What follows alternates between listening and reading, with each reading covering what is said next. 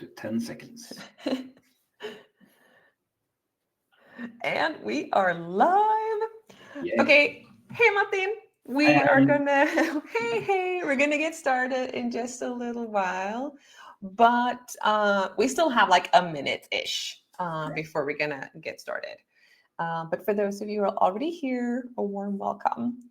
So this is the awkward part where we need to chit-chat off script before we actually get into it. So Martin, what are you doing this weekend? Oh, do I need to make plans for the weekend? No, you can make up plans, but you need to respond so that it feels that we have a vibe here. Oh yeah, so something very like physical and something and read some really intellectual books. Exactly. Gonna go up at 5 a.m, Yeah. read, journal. What is it? Affirmations that you have to do as well. Yeah. Yeah. And some then diary work in the morning and the evening, of course. Of course. Okay, that's not what I'm gonna do this weekend. I I explained to the kids this morning that this weekend is big cleaning weekend. Oh. And I've sold the concept of like, if you don't clear away your toys, they will be thrown out. So now my son is panicking over like, but what if I clean over here? You can't throw away stuff over there. So we'll see. Oh, that's scary. Okay, and now it actually is time to get started. So now let's move past this awkward bit and get into the real deal. So hello and welcome everyone to this special episode of How We Hire. We're so excited to have you here with us today. We're going to dive into one of the most pressing topics in talent acquisition right now. We're going to talk about how we can close the hiring execution gap. And in this episode, I will be speaking with you, Martin, Alva's new country manager in Norway. And Martin, you have a wealth of experience in talent acquisition. You've recently joined to help the expanding Alva and usage in Norway. And you truly bring a unique perspective on the challenges, the opportunities that we have in the Norwegian recruitment landscape, especially as organizations strive to align their hiring processes with research-backed methods. And I'm going to let you introduce yourself properly. But before we go into that, so those of you who are joining live, you can absolutely feel free to write questions to me or Martin in the chat. I will try to incorporate that as we go along. If you're listening to the recording, well, then you can't ask questions, but you're just as welcome. So now, with all that out of the way, let's jump right into it. So Martin, welcome to How We Hire. Thank you so much. And thank you for that nice introduction. Got to boost the guest up, right? Yeah. Can you start with just like sharing a little bit about your journey? How did you go from wherever you started to where you are today? All right, I can try to do that. Not sure how far back I should start, but just a quick backdrop. I grew up in a small village outside of Molde in Norway. And was very active in my upbringing in the student council and in volunteer work and into politics and everything. So I was like really interested in how society works. And later, when it got time to decide what to study, then I chose organizational leadership. I wanted to learn more about that. Had a really good time at Inland University College. I think it's the English name for Høgskolen i Lillehammer. And then I started working in Adecco, and then I worked with recruitment there. Did a bunch of recruitments, maybe like 500 interviews or something like that, and really got to test the theory that I learned in college. Then I moved on and did some independent consulting for a while, mostly within recruitment. And for the last 7 or 8 years, I've been working as an HR director. First in a scale up, where I started, we were like 50 employees, and when I ended my journey there, we were 500 employees in 3 countries. And for the last few years, I've been working in Orange Cyber Defense, which is quite a different big French company, working in a really international corporate environment. And now I'm here in Alva. Now you're here. Now your video switch camera, but there you go. Yeah. I just want to say, just to get a sense for who you are. So you worked in like HR roles, and I met your past coworkers. And when I met them, as soon as you entered the room, the entire group started shouting, HR, HR, HR. Do you just want to, how did you get to that point? Oh, yeah, that's that was a super fun coincidence. But I mean, working as HR in a hyperscaler, it's a bit of a different environment. And I guess first time I joined them for an after work, they were so surprised. Can HR actually be part of the fun part of running a business? So, and then just one of them just like intuitively started chanting for me joining HR, and after that it became a thing. And when we happened to meet them last time you were in Oslo, it was so fun. I think that speaks to how you have managed to like incorporate not only HR into the business, but also yourself into the business. Okay, so again, the topic of today is we're going to talk about the execution gap. I think there's probably so many of you listening that can experience that you have a really great plan when it comes to recruitment. And then there's the reality. And there's often a gap in between what we had in our fantasy slide deck and what we planned for, and then what actually happens out in the wild. So Martin, from your perspective and your experience, what is the biggest challenge within the recruitment process, recruitment in general at this moment? Oh, that's so hard. You can't force me to pick one. I'm not going to force. Yeah. And I agree. Like, I think all of us working in recruitment, or at least most of us, have like a very clear idea of what it should look like. We have studied, we have looked at Paul Sackett's work, and we know that we should do all these great things to increase the predictability of each process. But and also what I've learned is that to put that into practice in every day is so hard, because you have all these like stuff coming in from the side. So you have, I think, time to actually have time to keep the quality up is a huge factor. And I mean, especially as soon as you bring in hiring managers, they are pressed on time. And also like just bringing in someone from outside of the field, like the hiring managers, is also a huge risk to the process, because we who have studied and who have worked in TA, we know why we should all do all these difficult things to keep the predictability as high as possible. So you have all these distractions coming in. And I mean, even if you have a recruitment process where you have only people working in TA, professionals who do it, it's still so hard to follow. So I think we have all these distracting factors that come in, and then we, to meet time requirements or whatever, we need to take shortcuts. And just, I want to double click on that. So why is it so hard? Because as I say, like there is a plan. It's so important. Why? What are these distractors? What's keeping us from sticking to the plan? Yeah, I think so. Most people I meet are really good at one selection method at a time.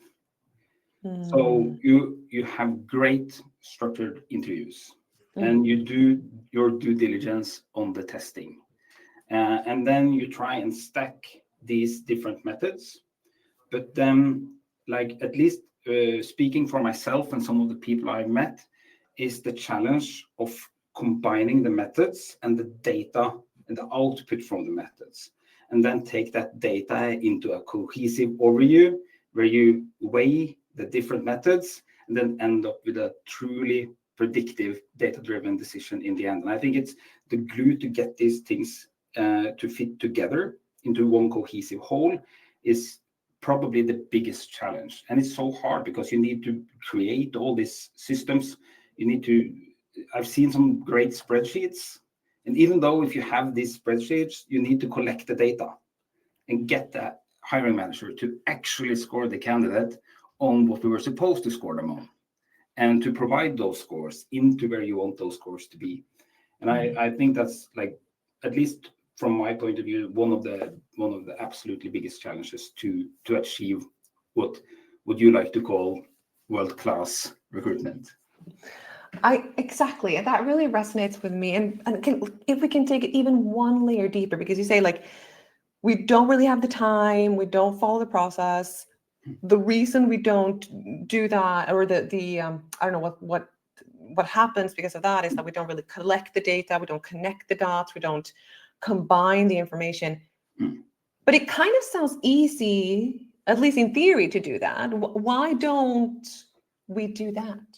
Oh, yeah. I mean, so in a perfect world, we have the time and we have infinite resources to do exactly what we want. And I think that's, like, would be, in my mind, the two limiting factors, if you look at it from even one more layer, that HR and TA have moved quite far when it comes to acknowledgement within the C-level, and to get the resources that they need, and to get the time that they need, and to get the time to train the managers, etc. We've moved in the years I've been in HR, we have moved quite far. But still, looking at TA, I would say, is one of the most critical functions of the company. And still, if you look at from that point of view, how much resources allocated and the level of acknowledgement in the C-level, I think we still have a far way to go. And those that I meet that have achieved that have the acknowledgement that they deserve, they get the resources to hire the right amount of people in TA. They get the time to train the managers. They get resources to invest in systems and to continue to develop the entire recruitment process. And we're not going to go on solution just yet, but let's put a pin in that, because that is what I think a lot of organizations need to get to, and what a lot of TA teams would like to get to. So let's continue to invest that. But okay, but is it more things that are like the disconnect between, you know, what great hiring looks like and how you can effectively scale that? And you said there's so many different reasons for that: lack of time, lack of I guess focus from C-level, or buy-in from, like, the high up people in the organization. Are there more examples for why there is this gap? Absolutely. Like, the first thing that comes to mind when you keep digging, Linnea, is standardization. Because I mean, you can stack all these selection methods and achieve high predictive validity in one process, because you did the process, you did all the steps, and you have achieved this level. And then when it comes to the next process, you do something different. And if you haven't standardized it, then it's so hard to measure if what you're doing is actually creating the effect that you want. So I would say that because you should tailor the process to fit the role, right? But you should have some level of standardization, and also some sub-level of standardization within, like, different kinds of roles that you're hiring for. And then you need to measure the effect of what you did. So, and I know standardizing doesn't sound like the most sexy thing to do, but I think it's just super important if you want to take it to that next level. And then what you do is you decide on something. This is the selection methods that we want to do, and we want to follow this process, and then you need to measure it. And you need to decide early on in the process, what are we trying to achieve in this hiring process, agree on what great looks like, and then at the time of hire, measure how confident are we that this is the right candidate, and then measure it after, let's say, 3, 6, 9, and 12 months, and then we can see if this was a successful hire or not. And then you can go back and see, okay, after you get some rounds of recruitment within that field, then you can actually use that data and try and do some changes in the recruitment process to see, okay, let's say we change this part over here. And then over time, you can see the outcome of that. And then you can learn and iterate. And then you can like really take it from like the last few notches on the scale to make it like world-class hiring system. Yeah. I love standardizations. I think it sounds amazing, but I do get the point that maybe not everyone doesn't feel that way. But there is this saying that I love, which is like hiring or recruitment isn't art, it's discipline. And I think that speaks a lot to what you're saying, right? It's about setting the plan, executing on that plan so that you can follow up on the outcomes and improve over time so that you create this like learning system, right? Yeah, and we have the science. It's like this has been studied so thoroughly by Paul Sackett and Hunter and Smith back in the day. Yeah, we know what works, or at least we have a pretty clear framework. And I mean, I guess most people tuning in today is within TA or HR. And to me, working in a field where the science is so clear is kind of comforting. It takes out a lot of the guesswork. So it's just look at the science, create your process, measure what you're doing and the effect of the changes that you're doing. Then it's just keep doing that, and then you will improve. Yeah. Okay, so this is a challenge. Based on your experience and the companies that you have worked with, how big is this problem? Is this like a few? Is this everywhere? Where will I see this gap between like theory and practice? Oh, it's I mean, if you ask me a few years back, then I would say I don't think this is a big problem. I thought it's like, because from you have this, you're working to solve a problem, and you think you're the only one who hasn't figured it out yet, right? It's like, oh, I guess probably else has figured this out.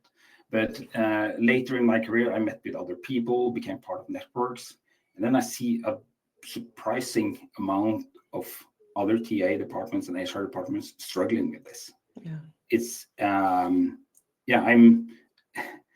to some extent disappointed in the collective level we have achieved so far. But then again, I mean, the potential is huge. And as I said, we know the science, we know what to do. It's just, I think with the limiting factors that we spoke about earlier, acknowledgement and time, I mean, we can't just sit and complain about it.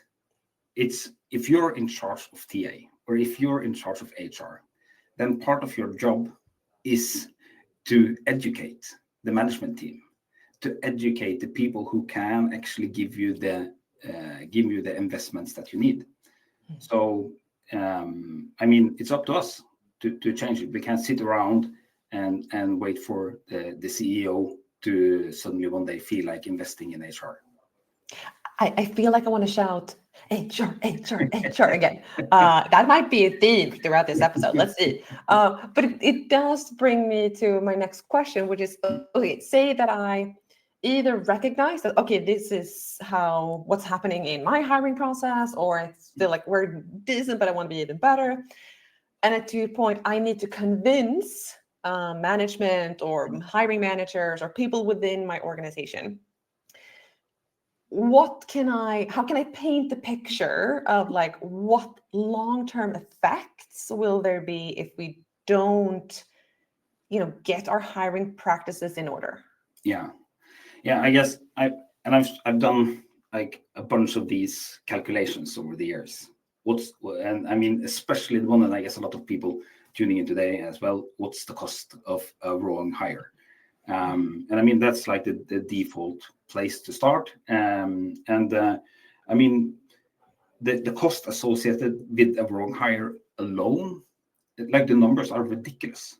I've done so many calculations, and I've done this so many times, and every single time I'm preparing a ROI calculus for the management team to show the cost, I feel like I need to tune down the numbers, because if you put in the actual numbers, it's just ridiculous amounts. So I can't stand here and say that you will save millions. It's like, who's going to believe me? So every time I do it, then I actually put in some super conservative numbers, just to be ready for like any reaction, because the amount that you actually can save by just improving hiring just by a little bit is so big. So I mean, to do that calculation, and I mean, that's one part of it. So you have the wrong hire, the cost of that, but also Can I just jump in here before you go to, and you also have some massive cliffhanger, people. But I would, if someone is doing this, because you make it sound so easy, like, oh, when I do this calculation, what do you include? I want to know how to do that calculation then. Yeah, well, I mean, you could do it super simple, right? So you could, but it depends on your business. It depends on how you measure or what you define as a wrong hire. So let's say a wrong hire is someone who resigns before 18 months. That could, in some cases, be considered a wrong hire. Sure. Or you could say a wrong hire is someone who turns out to be toxic for the culture. Or a wrong hire is someone whose performance is below average, a bit harder to measure. And you have like all these measurements. It could be like a wide variety of things. And then to add the complexity, then you have all these different levels in the organization, or the different levels of impact. So a wrong hire of a CEO is so big compared to the wrong hire of some of the blue collar work. So, I mean, I would make it as simple as possible if I were to present this to a management team, because if you start to include everything, then it will be too many gray areas and too hard to calculate. So I think I would start with just like say turnover, because it's black or white. It's either the employee quit before 18 months or he quit after, or you could say that success is 2 years in your business. So that's nice to just like define what good looks like, and also then define what not good looks like, and then what numbers do you look at then? Yeah, so and then you have like that part of the equation, like the potential negative outcome, and then you have the potential upside of hiring the absolutely best fit for the role. And that's also like it's equivalently stupid numbers. Because if you look at what the best possible hire could achieve in a position compared to super average, is also like the numbers start to get crazy. But I think I think the example I've used the most common is to look at a salesperson. Yeah. Because then it's actually measurable. So, and then you can look at, if you have a sales team or something similar in your organization, look at the data that you have. How poor is the poorest performer performing in your sales organization, and what's the top level? And then you have concrete numbers. This person is costing this and creating this amount of value. This person is costing this and creating this amount of value. And then you look at the difference between the two of them. And then when you start to show that to the sales leader or to the CEO, then you have some motivation.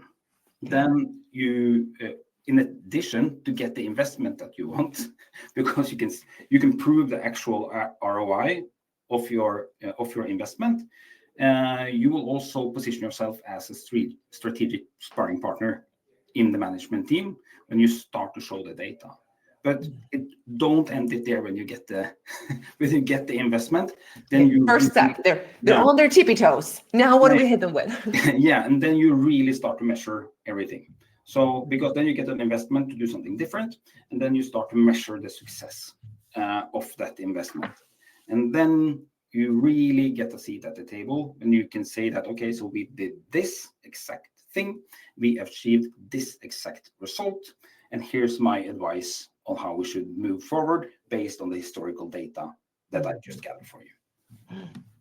Nice. Okay, slam dunk. Yeah. So if we then start to move further into like solution mode, AI, other disruptive technologies are rapidly changing how we actually can run hiring. How are companies in the Norwegian market that you're an expert in reacting to these changes? Is that closing the gap? Oh, I mean, I wish I had the numbers now from the Leonda study, but I recently saw this study presented by Leonda, among others, in Norway on AI adoption in HR.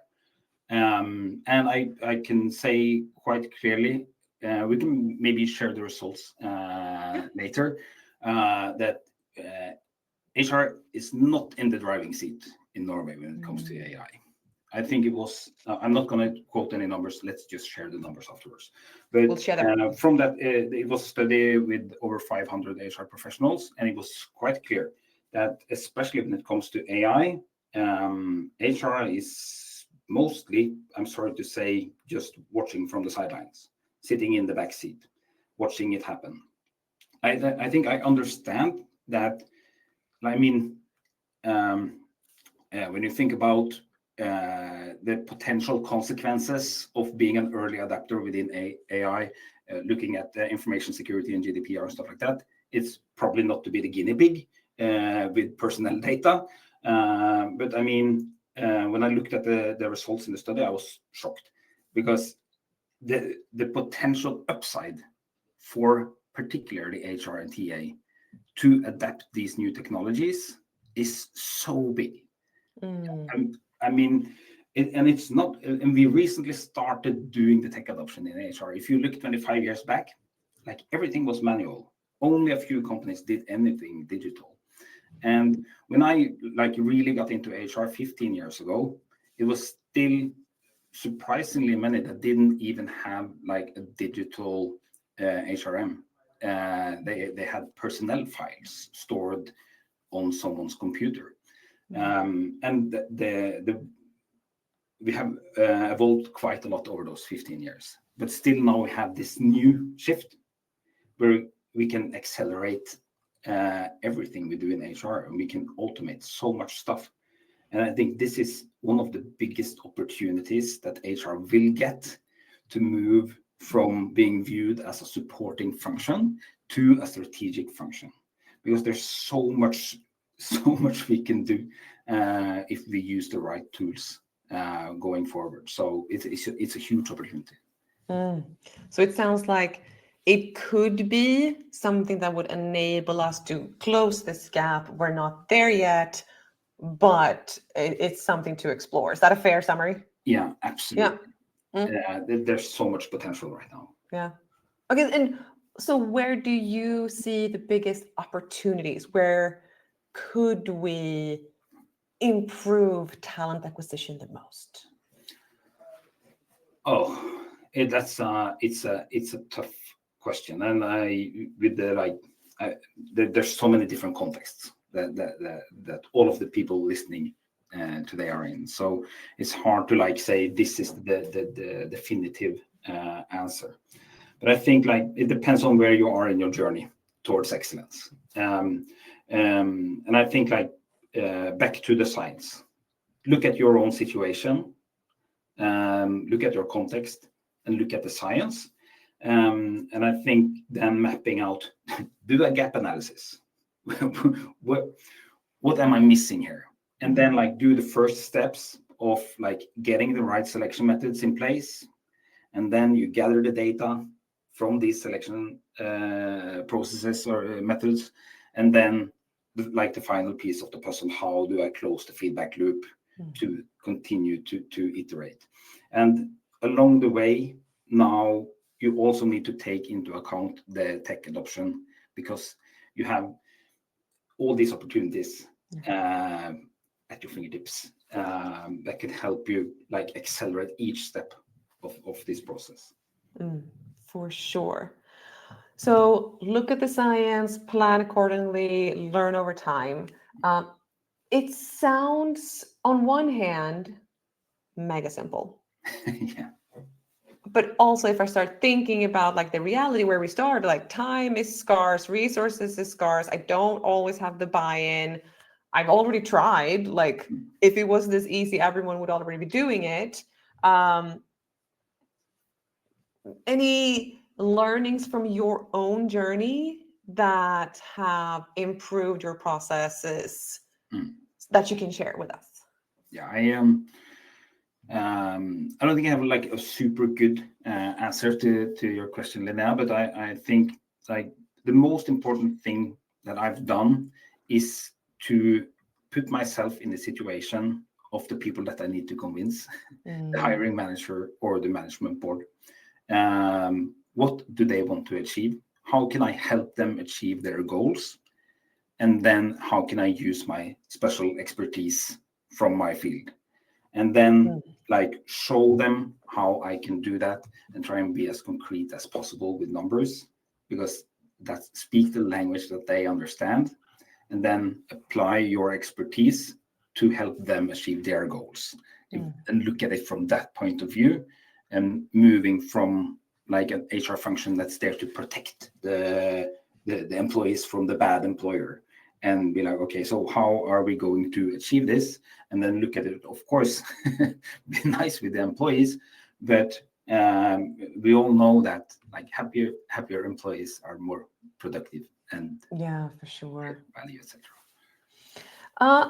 Is there anything that is making it more or less difficult now? We have this like AI as a potential help, but is there something that you see that is causing like blockers for talent acquisition today?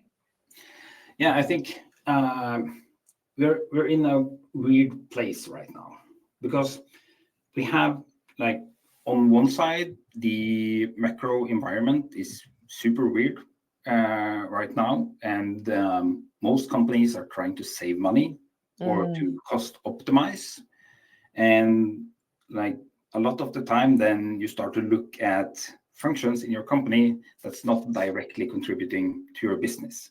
So then HR, of course, is in the scope in a lot of companies. So you have that happening over here. And then on the other side, you have this urge or need to innovate in like, because what's happening in tech right now, it's like it has never happened before. So you have like this pressure to also innovate and to do things differently, but still be super due diligent, because the data you have in HR is like super sensitive. So you have all these different pressures to do more with less investment and to adopt new technologies at the same time, but don't share the data with anyone. Do use the new technology. So it's weird to be pressured from all sides. But I think like there is a way out, or like because you have the opportunity with tech that actually can make you more efficient and to do more with less resources. And some of these technologies will also help you to improve your info security and will help you improve GDPR. Right. And also will help you automate processes so that you actually can achieve more. And I think it's important to look at, okay, so what can I automate and still have super high quality on, and then like be super like intentional with what you actually spend your one-to-one time on. Let's say looking at like what can I do in the admin, in our example, of course, like automate the testing and don't spend too much time on that, and then prioritize the structured interview, because we know that has a super high predictive validity. So then spend your time on that and automate as much as possible of the rest.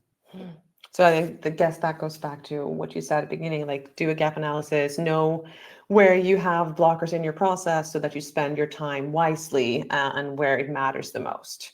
Okay, and I mean, you started talking about how structure is the salvation here. Can you just elaborate a bit on what difference can structure make? Can you repeat that, please? What difference can like an increased focus on structure create for hiring? Oh, Yeah, I mean, if you just wing it, then you're lucky. If you get them, if you hire the best possible, if you improvise, you go out, we do a little bit of, we create this job analysis over here, and we create a great job ad, we put it out, and we get all these great applicants, and we have some good interviews, and then everything by chance clicks, and you hire the best possible candidate that's available at the time. That's just, of course, it's just pure luck. And then the next time you have no idea what's going to happen, because you don't have luck. You can't have luck all the time. So I mean, it's like, if you want to like put on guardrails, and if you want to like minimize risk but also maximize opportunity of success, then the only way to do it is through structure. You really need to predefine what you're going to do, follow the steps, and then iterate on the process that you just made. And I mean, the structured versus the unstructured interview is like a perfect picture of that. We have seen the science; it's super clear, where you look at the predictive validity of going in and winging it, and the predictive validity of going in and being super intentional and super structured. Because I think you speak a lot about, measurability so that you can follow up. And I think that let's bring in a question we got here from the audience. So Jenny asked, which metrics do you use to map the candidate profile when joining the company with career framework, development plan to assess the success of that hire? So I guess, like, how do you connect those dots? What metrics do you actually look at? Oh, that's a very good question, and I don't think anyone actually listening in today have like the perfect answer to that, because it's so dependent on the context. It depends what great looks like to you in your company in this specific role, and I think at least I don't have, without knowing the context, a good answer to that question for Jenny. But you need to figure out in collaboration with the hiring manager what success looks like for that specific position. And of course, it's hard to measure those things. I mean, if you're only looking at turnover rate, super easy, right? But to use, I would say at least pick 2 to 5 questions to survey the manager on what you, before you do the hiring, decide is the success criteria for that particular position. And then maybe across some of the positions that you have in your company, have 1 or 2 of the same type of questions, so you can compare between the different kinds of positions that you have, but still, while having some individual questions for that specific position, also being able to have some more qualitative data on that exact position. Yeah. I don't know. Yeah, and I can do you have anything to add? It was a good question, and it's a I was just going to say, I really agree that it depends on what you're trying to achieve, right? And you can look at turnover. That's a metric most companies will have, but it's lagging, right? So it takes some time. You need some like a bigger number of employees so over time, so that you can actually see the trends. I think the most simplest way that I have found, and what I have used at Alva, has been, like, we have referred to it as like an onboarding follow-up. So we send the same questions, I think it's like 7 questions, to the manager after the new hire has joined for the first like 3 months and then 5 months. And they basically ask questions of like, are they living up to our values? And list those. It asks around, do you feel that they have the right knowledge? And are they up to speed? Have they learned what they need to learn? Are you comfortable with letting them loose and doing their tasks? And there's a few more. And I think the last one is the most harsh one, but it's like, would you rehire this person? And then I think we have seen a super clear link with that quite simplistic and easy to get access to metric with the actual like performance reviews that we run. Yeah. So I think that the greatest, the best version is, I think, what you're referring to is like, what are the metrics that we measure in this role? I think that's the holy grail. And on our way to get there, I think we can find some versions that are at least helping us. Yeah, I mean, even I really, even though it's the harshest one, it's probably like the most useful. Like if you're going to measure success, it's quite clear. If the answer is yes, I would rehire, then you know after 5 months that this was not a success, and you even know, like at least in Norway, 1 month before the probation period is over as well. It's kind of good for the hiring managers to have have an actual answer to that question.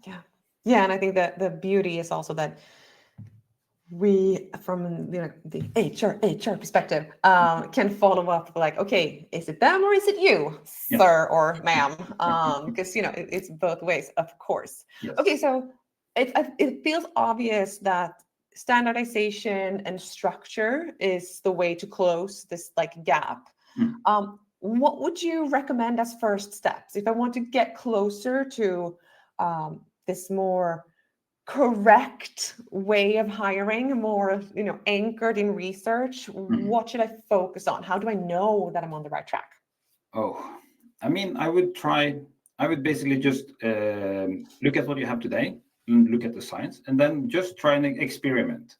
Look at the predictability of each method, and then just apply that to what you currently have in place, and then just fiddle around with that to have, okay, so great, we're good. We're already doing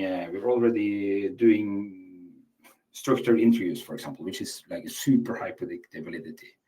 But then we do an unstructured interview with the hiring manager, and then we do another unstructured interview with the CEO or with a peer or something like that. Then it's like, okay, so we already have this great thing over here. How can we choose methods that have more predictive power? So I mean, like the most obvious thing would be to train the managers in structured interviews and to remove barriers and frictions in order to enable them to do that.